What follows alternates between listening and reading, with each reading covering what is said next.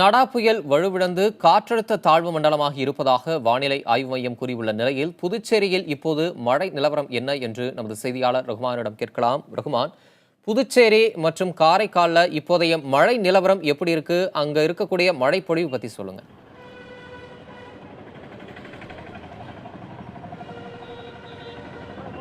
கண்டிப்பாக தமிழரசன், அதாவது புதுச்சேரியில் இன்று காலை முதல் கனமழை இருந்தது. அது படிப்படியாக குறைந்து 12 மணிக்கு அது குறைந்தது. தற்போதுதான் திரும்பி மீண்டும் மழை துவங்கி இருக்கின்றது. இந்த நிலையிலே புதுச்சேரி துறைமுகத்தில் 6ஆம் எண் புயல் எச்சரிக்கை கூண்டும், காரைக்கால் துறைமுகத்தில் 5ஆம் எண் புயல் எச்சரிக்கை கூண்டும் ஏற்றப்பட்டிருக்கின்றன. அதாவது 5 என்பது அதாவது இந்த துறைமுகத்துடைய இடது பக்கமாக புயல் கடக்க இருக்கின்றது.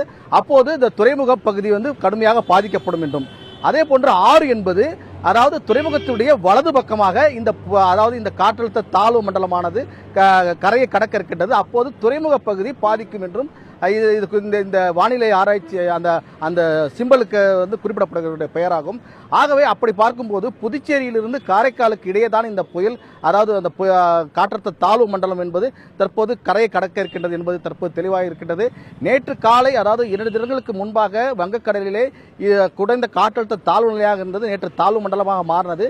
இதைத் தொடர்ந்து நேற்று காலை 1ஆம் எண் கூண்டு ஏற்றப்பட்டது. இது புயலாக மாறிய பின்பு 2ஆம் எண் புயல் எச்சரிக்கை கூண்டானது நேற்று மாலை ஏற்றப்பட்டது. இதனைத் தொடர்ந்து அதற்கு நாடா என பெயர் சூட்டப்பட்டது. இந்த புயல் அதாவது புதுச்சேரியிலிருந்து கோடியக்கரை வரையிலான பகுதியை கடக்கும் என்றார்கள். ஆனால் இன்று காலை முதல் இது படிப்படியாக வலுவிழந்து காற்றழுத்த தாழ்வு மண்டலமாக உருவாகும் என்று தெரிவித்தார்கள்.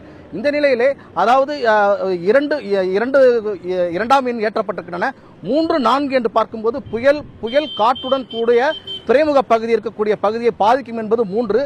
அதே நேரம் 4 என்பது உள்ளூர் வானிலைக்கான எச்சரிக்கை. ஆகவே இந்த 2 மட்டுமல்லாமல் இது 2ஐயும் தாண்டி 5 மற்றும் 6க்கு சென்றிருக்கின்றது. ஆகவே இது கரையை கடைப்பதற்கான நேரம் நெருங்கிவிட்டது என்பதை இது காட்டுகின்றது.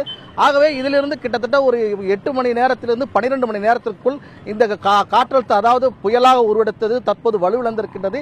இது காற்றழுத்த தாழ்வு மண்டலமாக மாறி கரையை கடக்க இருப்பதற்கான ஒரு அறிகுறியாக இந்த வானிலை எச்சரிக்கை விடப்பட்டிருக்கின்றன. புதுச்சேரியில் இருந்து, அதாவது வலது பக்கம் என்பது கடலூரை சார்ந்ததாகும். காரைக்காலில் இருந்து இடது பக்கம் என்பது காரைக்கால், தரங்கம்பாடி, சீர்காழி பகுதியாகும். ஆகவே புதுச்சேரி மற்றும் காரைக்காலுக்கு இடையே தான் இது கரையை கடக்க இருக்கின்றது.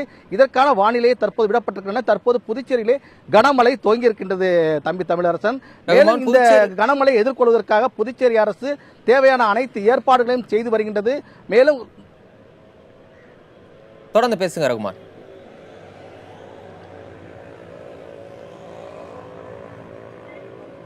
அதாவது இந்த கனமழை எதிர்கொள்வதற்காக புதுச்சேரி அரசு தேவையான ஏற்பாடுகள் செய்திருக்கின்றது. அதாவது புதுச்சேரியில் கடந்த 5 ஆண்டுகளாக இந்த மழையை பார்க்கும்போது இது போன்ற குறைந்த காற்றழுத்த தாழ்வு மண்டலமாக மாறும்.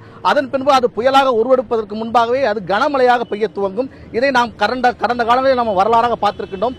அந்த வகையிலே கடந்த ஆண்டு கனமழை பெய்து புதுச்சேரி மிக பெரிய பாதிப்புக்கு உள்ளாக்கி இருக்கிறது. புயல் என்ற பொறுத்தவரை தானே புயல் புதுச்சேரிக்கு முதற் புயலாக மிகுந்த ஒரு பாதிப்பை ஏற்படுத்தியது. இதனைத் தொடர்ந்து இந்த நாடா புயல் எந்தவித பாதிப்பும் ஏற்படுத்தாது என்று வானிலை ஆராய்ச்சி மையம் தெரிவித்திருந்தால் கூட கண்டிப்பாக கனமழை இருக்கும். ஆகவே வெள்ள பாதிப்பு இருக்கும் என்ற நிலையிலே தற்போது வெள்ளத்திலிருந்து புதுச்சேரி மக்களை பாதுகாக்க வேண்டும் என்பதற்காக புதுச்சேரி அரசு பேரிடர் மேலாண்மை அதிக அக்கறை எடுத்து தற்போது முன்னெச்சரிக்கை ஏற்பாடு செய்திருக்கின்றார்கள். அரக்கோணத்திலிருந்து வந்திருக்கக்கூடிய தேசிய பாதுகாப்பு பேரிடர் அந்த வீரர்கள் புதுச்சேரி மற்றும் காரைக்கால் பகுதிக்கு சென்றிருக்கின்றார்கள். தற்போது அவர்கள் அந்த பகுதியிலே பாதுகாப்பு பணியிலே தற்போது ஈடுபட்டிருக்கின்றார்கள். குறிப்பாக தற்போது கனமழை தொடங்கி இருக்கின்றது.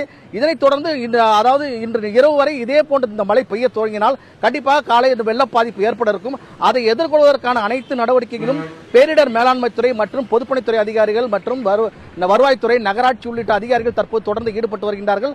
அது மட்டுமல்லாமல் நாம் காலையிலிருந்து தொடர்ந்து பார்த்துக் கொண்டிருந்தோம். அதாவது கடல் சீற்றம் என்பது புதுச்சேரியிலே தொடர்ந்து இருந்தது. 18 மீனவ கிராமங்களிலே இந்த கடல் சீற்றமாக இருந்தது. தற்போது இன்று அதாவது புதுச்சேரி அடுத்திருக்கக்கூடிய விழுப்புரம் பகுதியிலே பொம்மையார் பாலம் என்ற பகுதியிலே அதாவது கடல் சீற்றம் அதிகரித்திருந்த காரணத்தால் அங்கு 2 படகு கடலில் சென்றிருக்கின்றன. அதே போன்று கடலை ஒட்டிருக்கக்கூடிய மீனவருடைய வீடு கூட இடிந்திருக்கிறது என்ற தகவல் அங்கிருந்து வந்திருக்கின்றது. ஆகவே இந்த கடல் சீற்றத்தையும் இந்த மழை வெள்ளத்தையும் பாதுகாப்பும் மேலும் எதிர்கொள்ளும் வகையிலே புதுச்சேரி அரசு தற்போது அனைத்து நடவடிக்கையும் எடுத்து வருகின்றது தம்பி தமிழரசன். புதுச்சேரியின் மழை நிலவரம் மற்றும் முன்னெச்சரிக்கை நடவடிக்கைகள் குறித்த உங்களுடைய தற்போதைய தகவல்களுக்கு நன்றி ரகுமான்.